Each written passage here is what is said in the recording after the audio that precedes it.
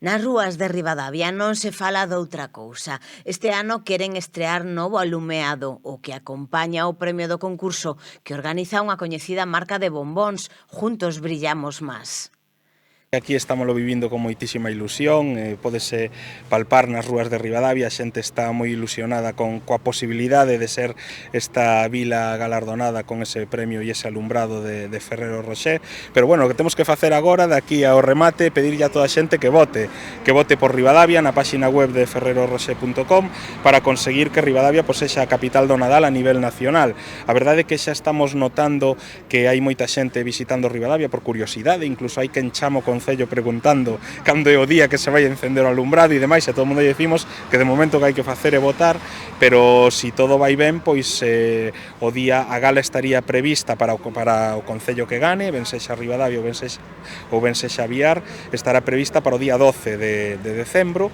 e nada, non xa digo, no pueblo hai moitísima ilusión, como vedes estamos a facer accións en redes sociais, fixemos unha curtametraxe, publicacións de todo tipo, toda a comunidade está moi implicada e volcada en esto, e nada, só nos queda seguir traballando ata o último día e a ver se conseguimos gañar.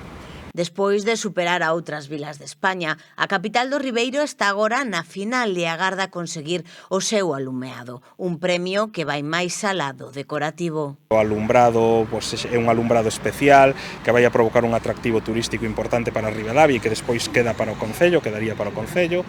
Por outra banda tamén a expectación que xa xenera e a posibilidade de poñer o nome de Ribadavia a nivel nacional en diferentes medios de comunicación e demais, con moitísima presencia que levamos durante este mes e pouco que leva durado a campaña, eso é importantísimo tamén, pero despois eu creo que hai un terceiro factor que é o máis importante de todo e é o sentimento de comunidade que está xerando no pobo, non? E a verdade é que unha actividade como esta está conseguindo unirnos a todos cun fin e un obxectivo común, que é intentar gañar este concurso, e a verdade é que esa ilusión e ese sentimento de comunidade que respiras pola rúa, pois eu creo que é quizáis o máis importante deste premio.